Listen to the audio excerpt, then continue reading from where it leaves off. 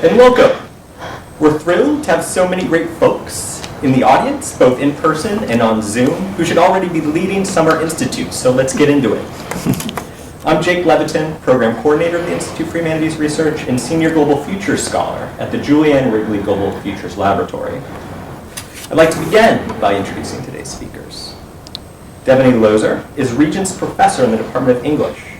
A renowned scholar of literature by women, Professor Lozer is a Guggenheim Fellow, an NEH Public Scholar, and a Rockefeller Bellagio Fellow. In 2012, she was Principal Investigator for the NEH Seminar for Education faculty, Jane Austen and her Contemporaries. Joan McGregor is Professor in the School of Historical, Philosophical, and Religious Studies, whose research constellates around questions in moral and legal philosophy. Professor McGregor has previously directed 3 different NEH Summer Institutes focused on sustainability: Extending the Land Ethic, Sustainability in the Humanities in 2015, Rethinking the Land Ethic, Sustainability in the Humanities in 2012, and Fierce Green Fire, Aldo Leopold and the Foundations of the Land Ethic in 2009. Erica O'Neill is Research Program Manager at the Lincoln Center for Applied Ethics and a scholar committed to advancing co-creative participatory strategies for engaging ethical, technological innovation. Dr. O'Neill was co-principal investigator of Our Shared Future, Science, Humanities, Arts, Research Ethics, and Deliberation, a 4-week NEH Institutes for Higher Education Faculty Education Program grant awarded to introduce humanists to the scientific, ethical, and social dimensions of bioengineering. And finally, Jason Robert is Dean's Distinguished Associate Professor in the Life Sciences. A bioethicist and philosopher of biology, Dr. Robert's research and teaching is animated by the question of what constitutes good science, that is, science that is both efficacious and ethical, with Dr. O'Neill, who's principal investigator of Our Shared Future. Finally, I wish to underscore 3 quick points. 1, we at the Institute are here to help you develop your research, so please reach out if you're inspired by today's conversation to think about what something like an NEH Summer Institute would do for your work. 2, we're pleased to have fostered a very good relationship with the NEH to support your work.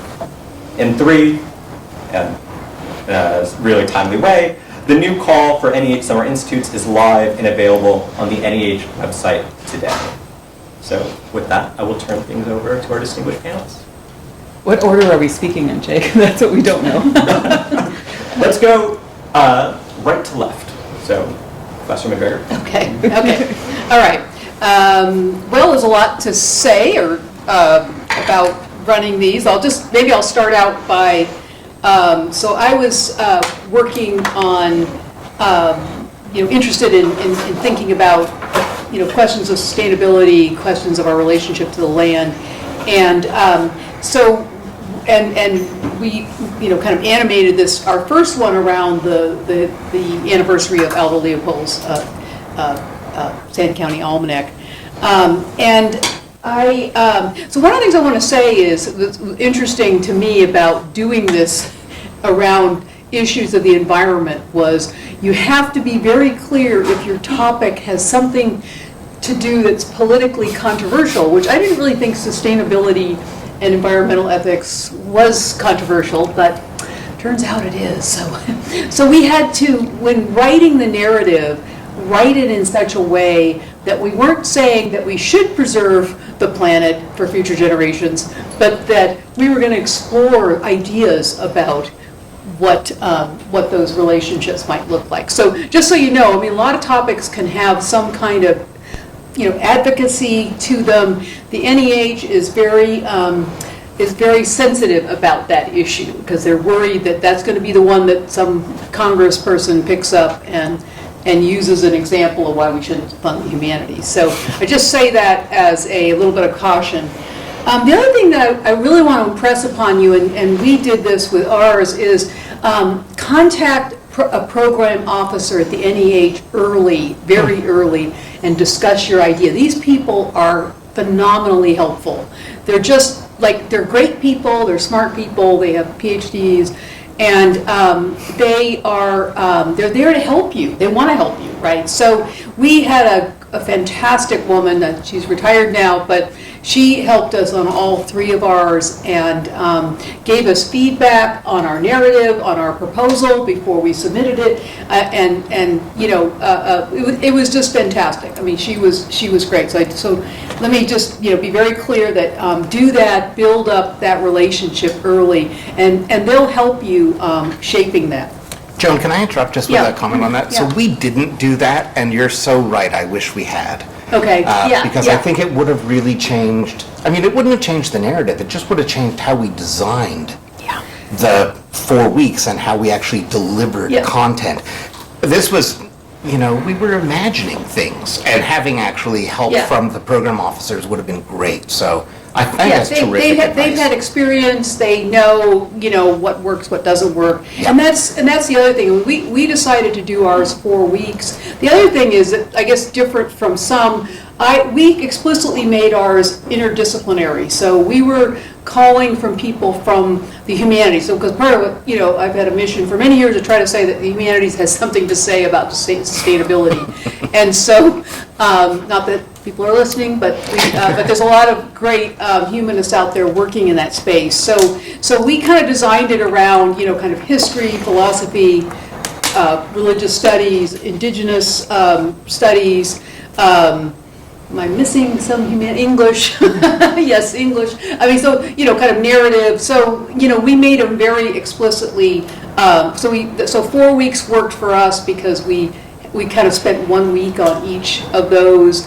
The other thing is, I guess, and this is maybe getting in the weeds a little bit, but when you set up your syllabus or your time frame, give people time to think. The first time we did it, we packed them in 5 days, you know, and that was even including, because we did 1 day as a field trip, because we were talking about sustainability, so we took them places. We took them to the Grand Canyon and met the Grand Canyon historian who talked to us about you know, sort of how they preserved the Grand Canyon and that history, and we took them to Arcasante as a kind of sustainable city. So we went on a number of field trips, which people love, but then we'd come back on Friday and still pack them in for another day. And we learned that they really need time to think. They're there to do projects.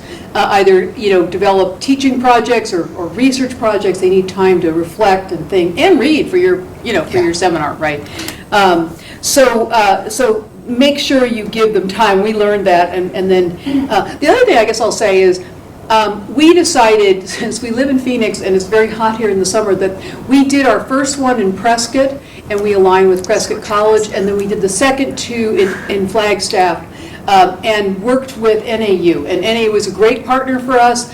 Of course, as a philosopher, I knew people in the philosophy department, but then they hooked me up with the college it's kind of same as our college of liberal art, I can't remember what it's called. But anyway, the dean there was very supportive, gave us support of the campus, helped us navigate, you know, parking stickers and dorm rooms and gym memberships and all the other stuff, right? And that was great. They were a really great partner. And I mean, I know it's inconvenient, but it's so hot here in the summer that, you know, it's hard to get people here. So I don't know how the rest of you did it, but we found that great. And of course, then, you know, I was up in Flagstaff for a month. It was, you know, not a bad place to spend a month. And you're also trying to build community. And that's something, I don't want to take too long, because I know everybody else has, but I mean, you are trying to build community, and that's something, you know, in a way, then you need to kind of give up your time to really be part of that community. I have a lot more to say, but I don't want to take all the time. Well, can I jump in and just, Yeah. I Yeah. want to say, just to sort of set the stage, right? These are meant for college and university professors in the humanities, but now they've also opened up the opportunity to include graduate students and postdocs in a small amount. So these are meant to be, as you say, a community of scholars dedicated around a thing. We can do 1 week, 2 week, 3 week, or 4 week summer institutes through NEH. We did a 4 week. You did, Joan? 4 week. All 3 times? Almost 4 weeks, yeah. And Devoney? It was still possible to do a 6 week when I did it, so I did 6. Goodness me. So we did 4 weeks. We did it in the summer in Phoenix, which was really not a great idea. Yes. all of the things that, it was this past summer too, I should point out. So this is the hottest summer that's ever been on record in Phoenix, it seems, so this was really, it was challenging. With to have done that. participants as far afield as Maine. Yes, Who exactly. came in and we're not prepared for that. Yeah, we had people who were a little shocked at how warm it was. So I would never do that again. I think we should have followed the lead that you had established, Joan, and maybe partnered with Prescott College or with NAU just to get us out of the city with our cohort. We also ended up with a smaller cohort as a result, because as you say, it's really hard to get people here. So we got some people here, but the ones who came were Really aside from the devoted to locals, it, yeah. Really devoted, but overwhelmed by the heat. Yeah. And I think that this point you also make about staying with them, is really valuable. We tried to build a little bit of, social activities and a few other things in while being mindful of your advice to give them time to actually do their work. But, we weren't living with them. They weren't living together. They were all sort of scattered in Airbnbs because ASU's housing costs were the same as a hotel, unfortunately, this past summer. So we were, it was a little bit discombobulated as a result, but when we got into the room, Erica in particular, and I, we designed this curriculum that would at least keep them interested.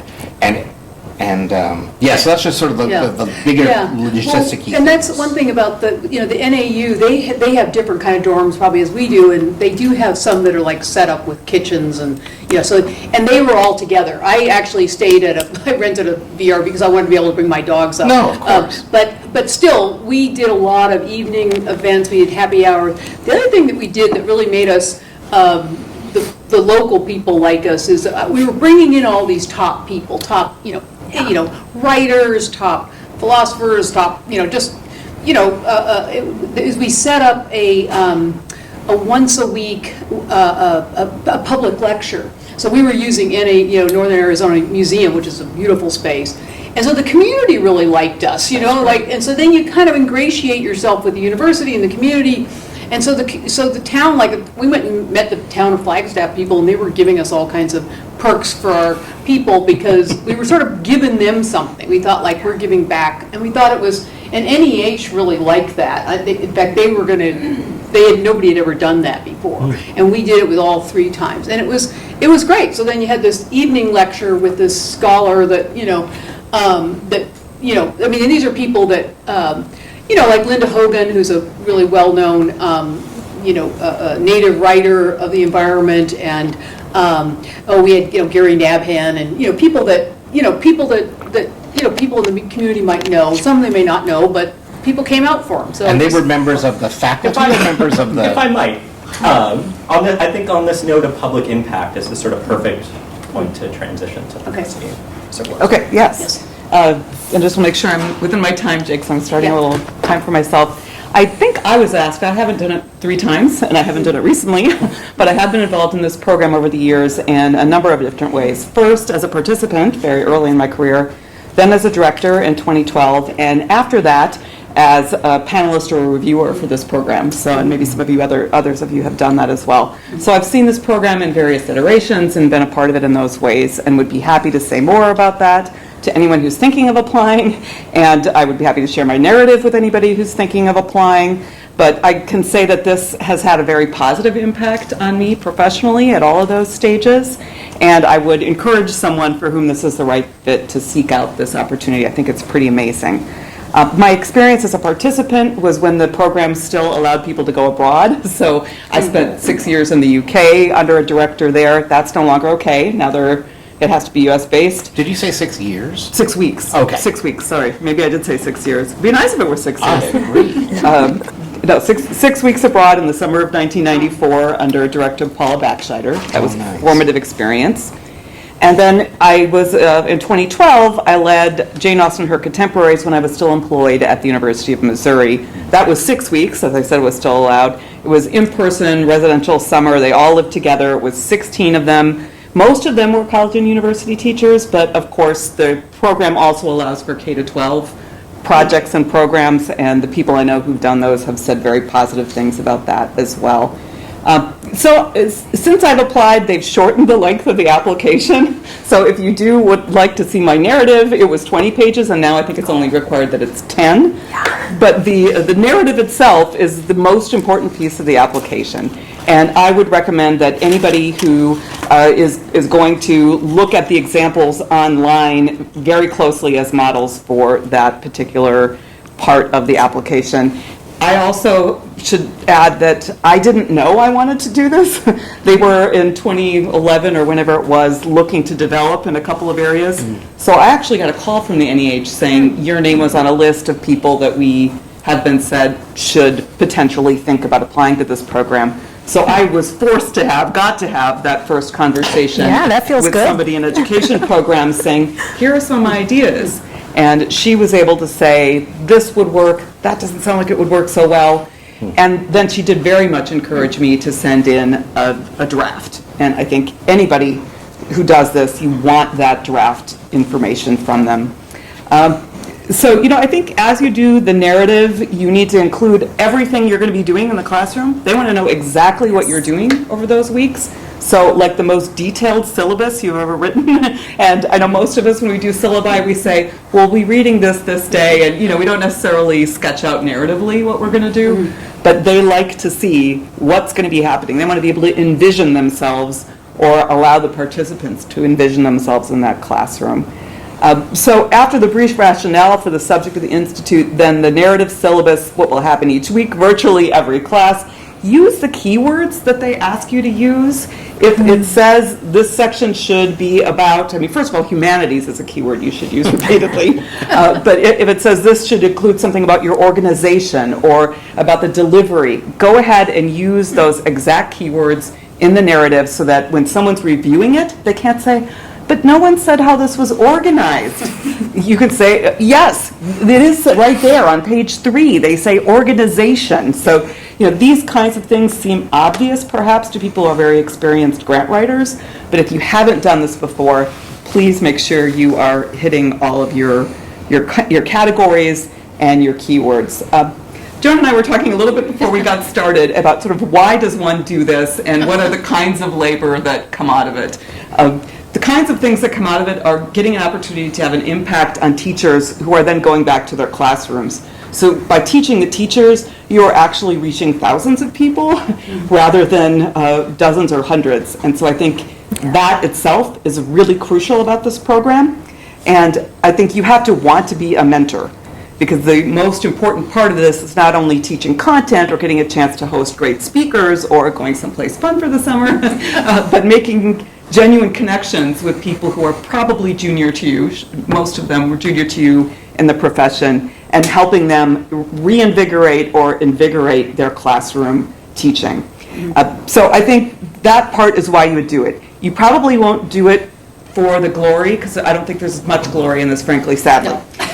You probably will not do it even for the money, because although it comes with a stipend, you could probably hour for hour do much better to teach a course that you already know how to teach. And that is a contained thing. This program, they say it's 15 months, right? I think that's the length of it.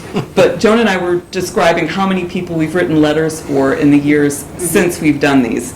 And I wrote the last letter of recommendation for one of the NEH 2012 participants last week, just to give you a sense. So these letters and requests for letters, I know we all hate letters of recommendation and writing them, they are awful, but knowing that you're doing good for somebody who is trying to make their way in the profession, somebody you made an intellectual and social connection with, I do feel really good about that part. And I feel good about continuing to help the people, and it was 16 of them, who were part of that seminar.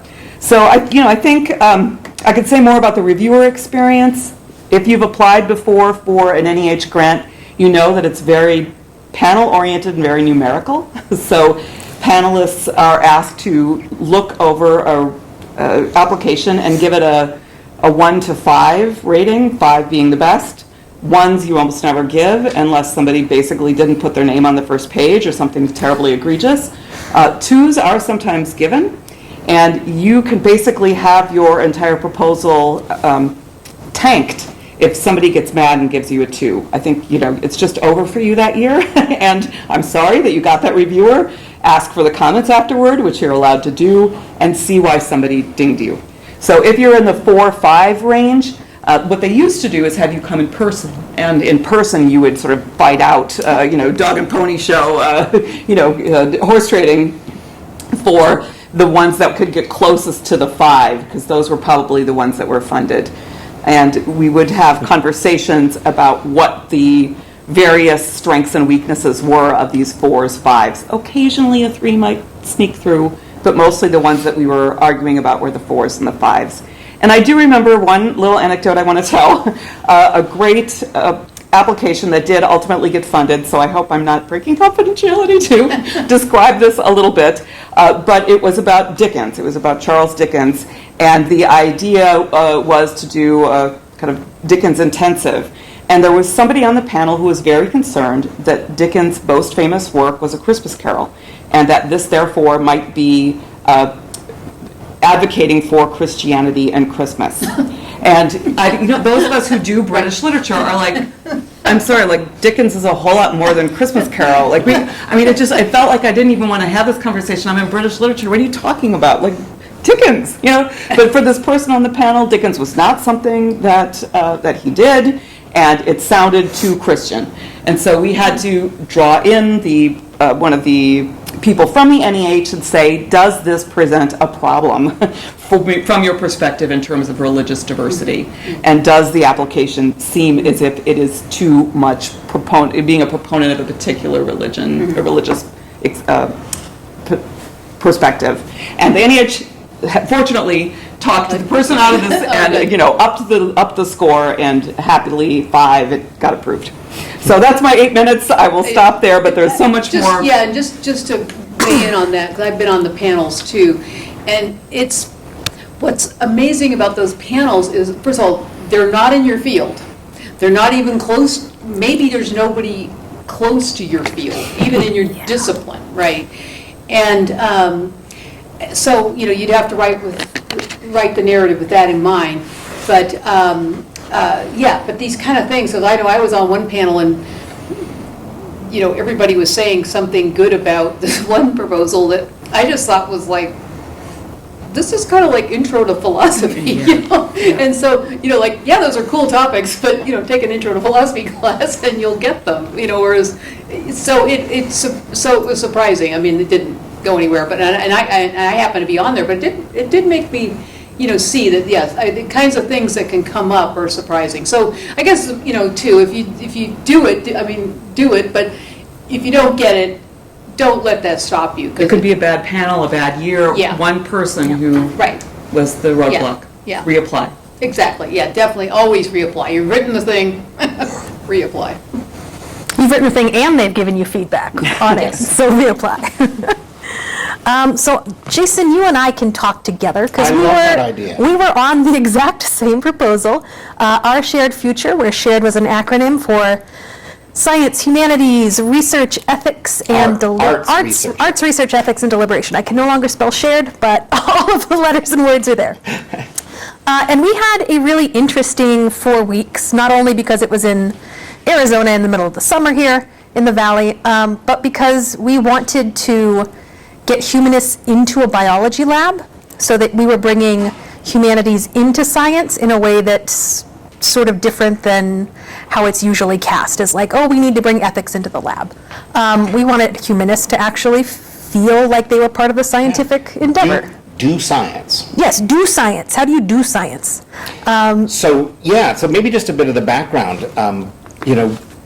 This grant, I wrote this grant with Erica's help back in 2019, 2020. Yeah. And it got funded at the beginning of the COVID pandemic. So we were immediately given the option to run it virtually. And we said no. And then the following year, we were given the option to run it in person or virtually. So that would have been summer of 22. And Eric and I just sort of said no. But then we were able to run it finally in summer of 23. The good part of that massive delay was that all of the insight we didn't get from talking to program officers early, we were able to get in 2 rounds of calls, these half-day or full-day. I think they used to be in person, now they're calls, where all of the directors of the summer institutes are brought in together to share their projects and get some advice from each other. We benefited a lot from that time delay. But what we would have benefited most from is talking to Joan and Devoney. Knowing the people who are already funded on these things before and picking their Exactly, brains. because we would have gotten, I know we would have gotten some nice strategies just from the things that you've said. And instead, it was like we were reinventing the wheel, basically. We were amongst the very fortunate ones. We were funded immediately. We submitted the application one time. The feedback was great with a couple of, we had been warned in advance by somebody who'd been at a bunch of institutes that we should be careful about political language, including the word feminist. I decided that was terrible advice, and so we wrote in that we were going to do some feminist philosophy of science and bring in some feminist ethics. And that actually was commended by one of the panelists, and then we were screamed at by another panelist for not including enough of that stuff. So be careful about all the advice you follow. I mean, choose your idea, believe in it, and then run with that. And you are allowed a time period to sort of revise what you have submitted. It's not set in stone because you get feedback from the panelists that say, hey, this was great. It would be even better if you included a little more this, that, or the other. And you can take what fits and sort of discard what doesn't.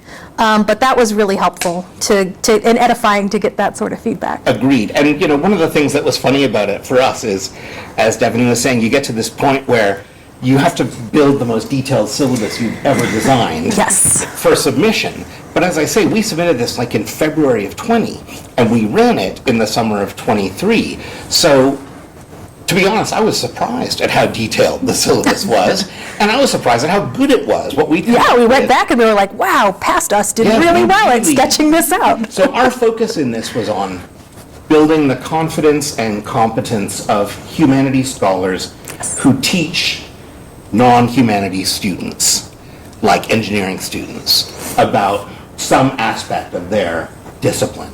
And we wanted them to feel both confident in doing that and also competent in engaging the students. And Erica and I had this idea that came actually to us back in 19 about having the scientists do Humanists having the do humanists science, do yeah. a little science. So Erica, Yeah. and Erica was just, for a bit of advice, make sure you have an Erica Yes. as a co-director. So I was PI and Erica was just program manager, I think, initially. Yeah. But over the course of this, it was crystal clear I couldn't do it by myself, and I needed Erica's assistance. And so we got Erica in as a co-investigator, Yeah, I have co-director. a PhD in biology, so it fit really well. It's in history and philosophy of science, but I took a ton of biology classes, including lab classes. And so when it came to designing 2 full weeks of laboratory interventions for these folks, it included the stuff like making sure that we had biological safety hazard certification for the lab, that we had folks in the bio department that would work with us, that we had all of them onboarded with training so that they could be in the lab, and that we were using these labs that were pretty foolproof to sort of instill confidence. Yeah, The but last they thing were that you humanist wanted, proof. yes, the humanist Not proof. foolproof, humanist The last thing you want to do is like bring someone into a lab and have a failed experiment, and then they feel like science is not for me. This is a different sort of experience. And even though failure characterizes science, Yes. every day, we wanted these humanists to feel more confident. And Yes. so Erica did 2 experiments with them in the afternoons mostly. Yes. So we broke them up to give them time to breathe in between. So we had 3-hour blocks in the morning, 3-hour blocks in the afternoon, and then early morning, midday, and late afternoon and evening were all theirs. And so why don't you mention just real briefly, you coordinated with the lab directors. Yes, with Richard Clark, who's in the biology department. He's responsible for all of the 181, 182 labs, which are sort of the intro biology labs for majors. And he had used these lab kits before that we ordered, which was really excellent because he had expertise in how they worked, and sort of tricks for making sure that explaining the science and sort of running those worked well. And one of the hurdles that we had trying to do this was get him adequately compensated for it. So if anyone has any questions about supplemental pay on top of normal staff pay for something like that, for people that go beyond. This was outside of the scope of his job. his whole scope of his job, like for helping us those 2 weeks. We'd be happy to chat with that too. Absolutely. And I will just say this. One of the things that benefited us most of all, and it goes back to something Joan said earlier about the participants in the Summer Institute come in with a project or develop a project that they need that's a deliverable at the end of the Summer Institute. And one of the best ways to ensure the success, especially if they're developing a teaching project or teaching product, a class or a new course or a module, get them working with the experts In at instructional your institution. design. So we got the instructional designers, course designers involved in the second week, basically once the shell shock and heat shock had worn off. And that was a really good thing for us to have done. We're lucky in the School of Life Sciences to have an excellent, dedicated teaching and learning center who participated with us. But there's university-wide and then department-specific folks who can help with this stuff. We all also around took the them university. to Dreamscape so that they could experience the biology VR sort of modules. We took them to the makerspace, which they returned to over and over on the second floor of our Hayden Library. So they could 3D print things. So they for could free. 3D print things, and one person printed an activity that she took back as a technical writer to her courses, which was a really simple circuit, and then the students would have to describe how it sort of worked along this sort of technical writing assignment that she developed. Yeah. So I will say one last thing, which is, Devoney said you have to use the word humanities a lot. That's really absolutely 100% the case. They're very concerned at NEH, my impression is, that they have the least money of all of the funding agencies. NSF and NIH are much richer. And in our case, our biggest concern initially was that because my PhD, even though my PhD is in philosophy, my faculty appointment's in the biology department at ASU. And so the concern was that I would be seen as somebody who could get money from NSF rather than, stealing from the coffers of the NEH. And we were really surprised to see just how open they were to that very idea. I mean, all of our participants were humanists. If we were to do one thing absolutely differently, I'm sure that's one of your questions. Here's the answer. We would never plan to deliver 90% of the content ourselves. So you don't have to be the primary lecturer the entire time for the entire 4 weeks. You We can had bring no in idea. others who are experts. This is our first one. We did not take advantage of the expertise at ASU, and so we were on campus teaching for 4 weeks with these folks. We brought in speakers, and we had a couple speakers a week, but they would only be there for one session. Or a couple of hours, It was, so we would never, ever do that. And I know that's something else I think that other participants, other institute directors have done, is use some of the resources to be able to bring in, you're pointing to authors or novelists or whatever. We should have done something like this, and it never crossed our minds that we shouldn't be standing up there delivering all the content, which is so embarrassing. In retrospect, considering all the expertise we have on campus, people we could have talked to. Take advantage of people who've done this before to... Yeah, we did have about 8 folks who worked with us throughout, but it would have been great to leverage them more too in their expertise. Yeah, we had the benefit of continuity because it was always us. We had the voice consistent, but... Yeah. One of the things that I did notice and got feedback from some of the participants is that it's kind of difficult with the stipend for early career folks, particularly postdocs and grad students, which you can set aside a couple of spots for in each of these sessions, to be able to afford the experience. The stipend is very low, especially considering the astronomical rise in short-term rentals in the past few years, and they just raised the stipend a couple years ago, so I don't think that they will be raising it soon. They need to raise it by about 50%. I think, and maybe, this is advice to the NEH if you're listening, reduce the size of the institutes from 25 to 20.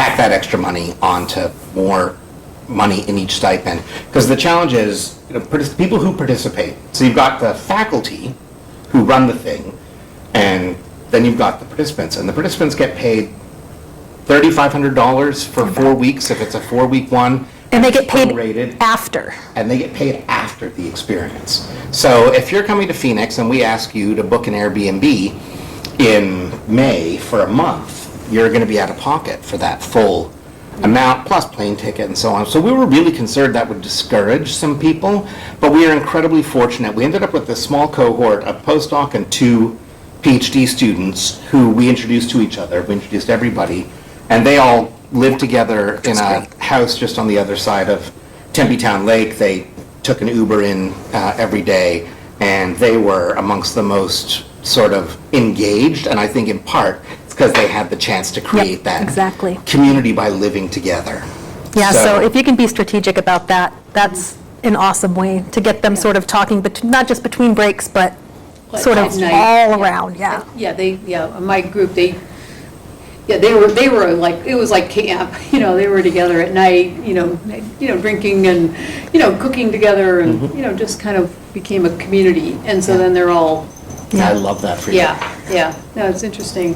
One of the other challenges for the funding is that no meals are included, so that's something that you have to sort of petition for within your own institution. Outside of that, try to ask different centers, your college, the IHR, and other sort of areas that are set up to do a little bit of giving around really important sort of work like this, to sponsor a reception or lunch or something like that, because that was also really great since they weren't living together, to get them all gathered around in this sort of communal space, sharing a meal. Yeah. So we had a happy hour the first week and a breakfast Sponsored by the first week. foundation, yeah. And ASU then we made Foundation. sure that every week thereafter, there was at least one luncheon where they could all be together and we'd have an expert and so on. But we never did anything even remotely outward looking to the community.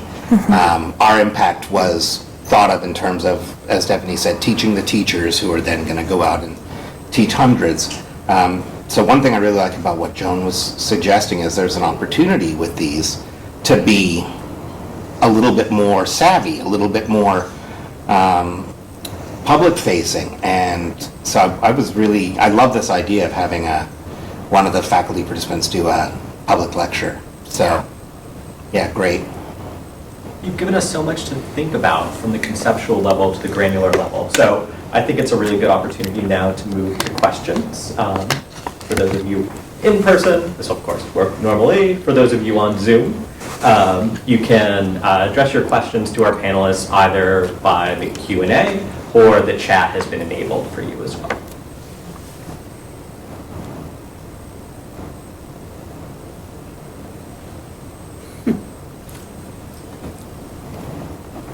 I will note one more logistics thing if you are staying on campus, even though we told you not to in the middle of summer. Make sure that your buildings have the ability for folks to come and go freely. We did not realize when we had booked that the security for the life sciences location would be such that the doors were locked all the time. And it just creates extra burden on someone like my shoulders to make sure that you are always there to let people in and out. Yeah, the one time I was there to let people in, I felt very proud of myself. Erica had done this the other 19 days, of course. But again, I mean, it's also a challenge that comes with a science-heavy building. They have a lot of equipment in there, and it's much more highly regulated. But there's a lot of teaching software and classroom equipment in all of the buildings at ASU, so. Do you think being a participant helped you, Devoney, run yours? Oh, absolutely. The thing it didn't help with was the budget, right? I had no idea how to do that. But because this program requires you to apply from the institution, my guess is that there's lots of support here in doing the budget part of it. Yeah. But in terms of the content, absolutely. And like you said, the building of relationships and setting up community, having done that on both sides really helped that way. So maybe another bit of advice is if you haven't been a participant in an NEH Summer Institute, check them out when they're announced. Yeah. I mean, the process is competitive. You can only accept one offer if you decide to apply to more than one.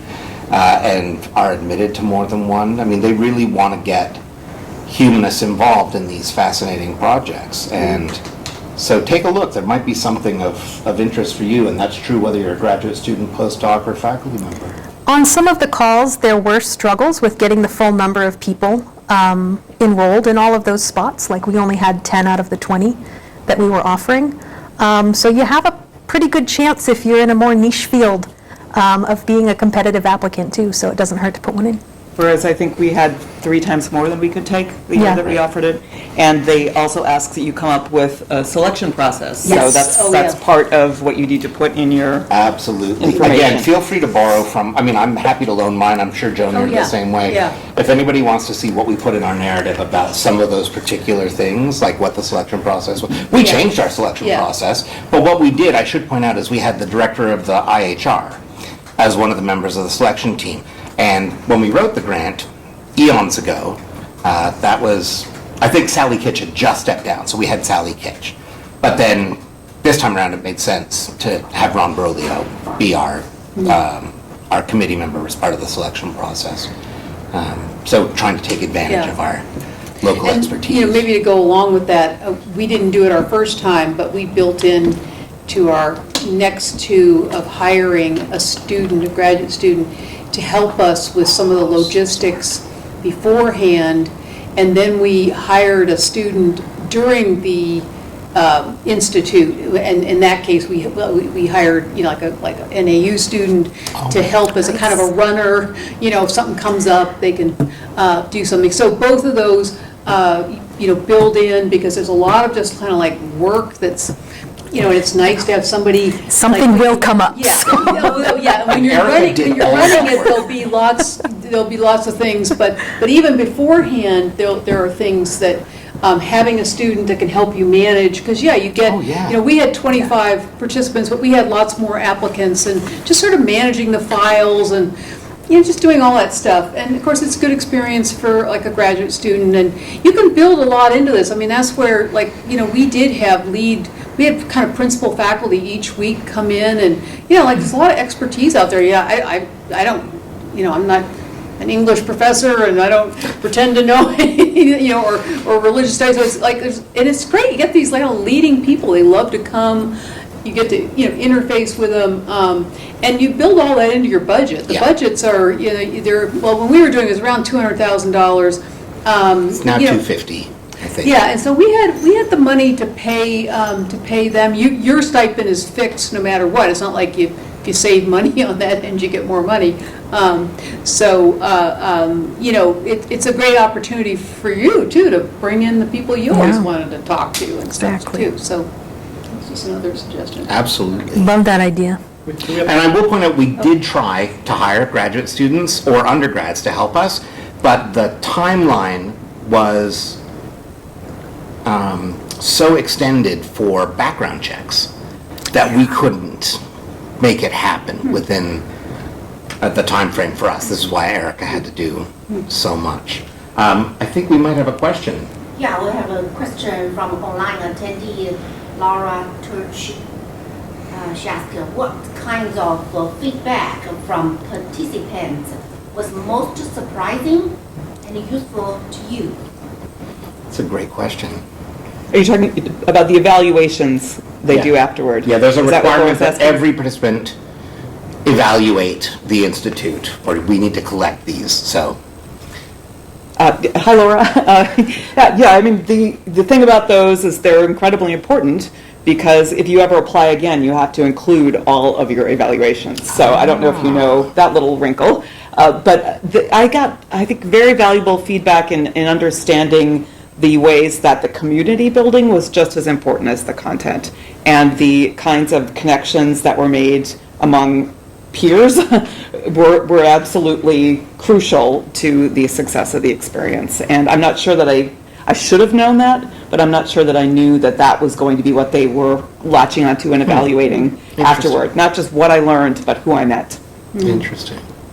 Yeah, and I think I definitely heard that as well. And we did get the feedback the first year that there was like a little too, you know, it was too packed the time, so we really backed off and gave them that space. And part of it was even in the afternoon of kind of working in groups, because they found, you know, cohorts and you know, I mean, this is, and one of the things you'll find is, an awful lot of the people who apply are not at a huge university like this, right? They're at smaller institutions where they might have one or two colleagues in their discipline, right? So to come and be able to hang out with, a group of people who are working on things that are similar to them, and I was kind of, that was something I wasn't ready for. It's not like they're all coming from, I did have people from, R1 universities, but a lot of them come from smaller campuses, smaller places. So that was the other thing that's really kind of, I guess, because it is work, and it's a little bit like, and as I say, it's a little bit like being a camp counselor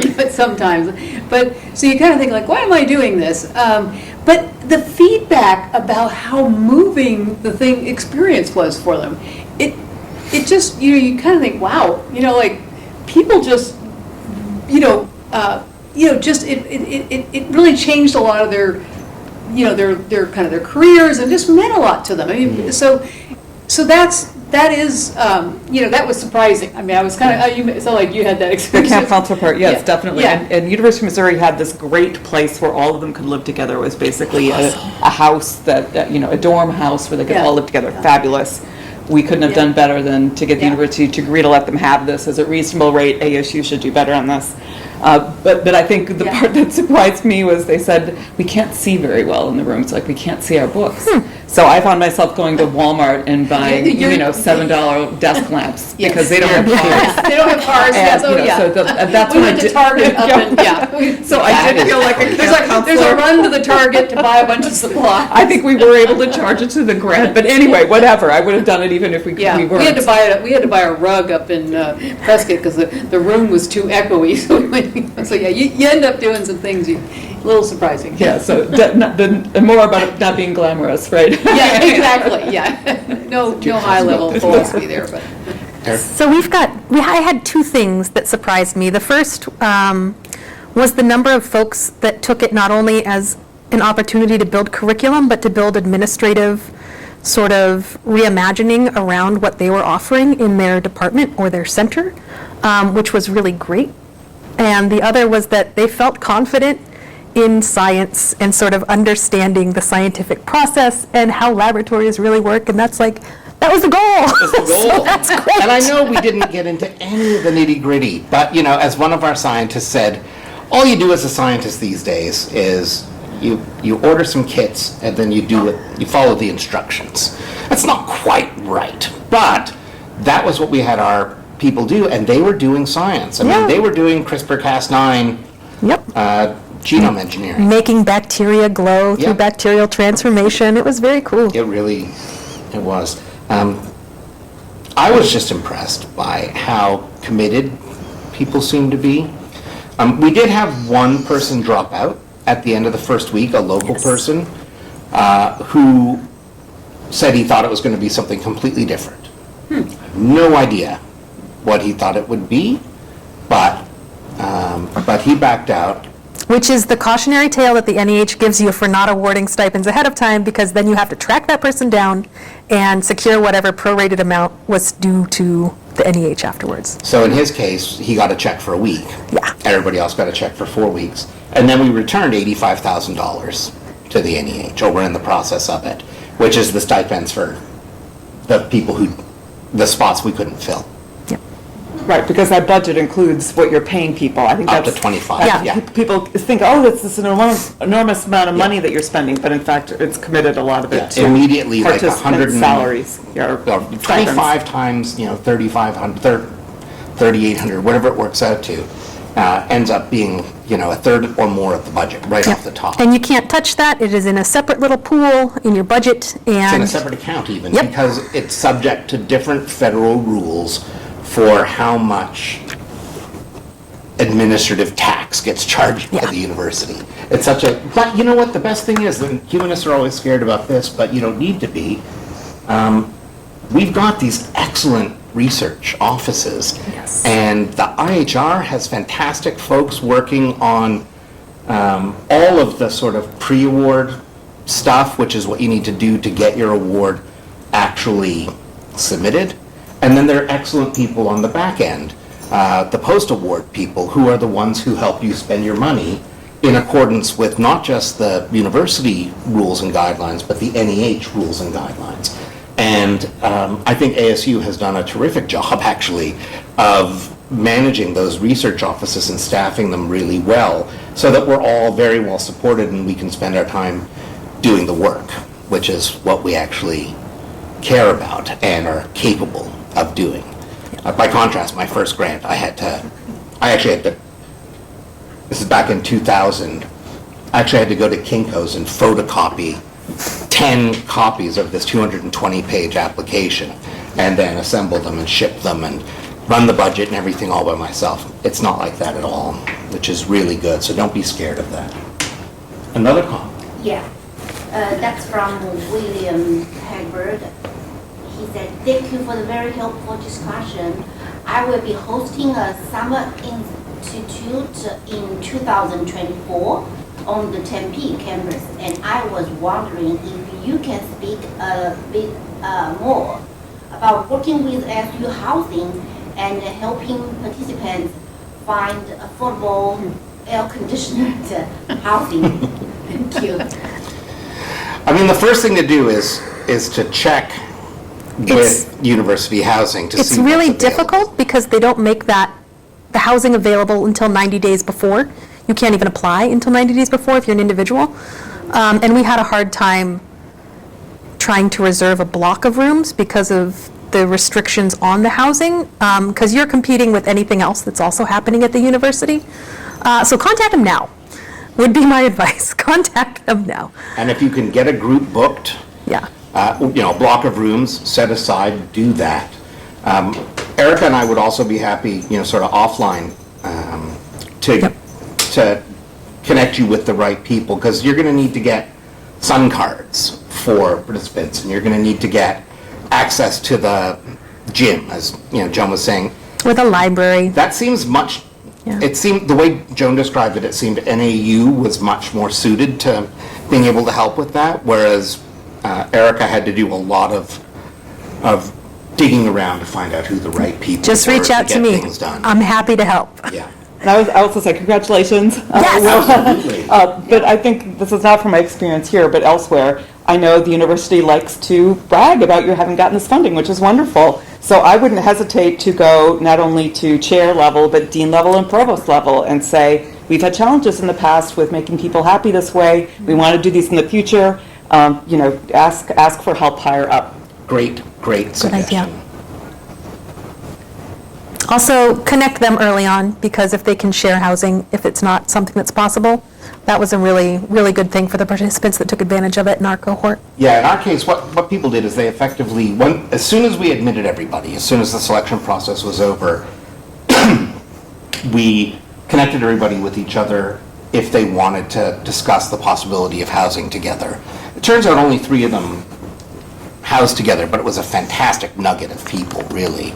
And the other folks either, got a place on the light rail, but they all had to find it themselves, and it was all challenging. I much prefer the kind of circumstance that Joan describes up in Prescott and in Flagstaff, where people are together.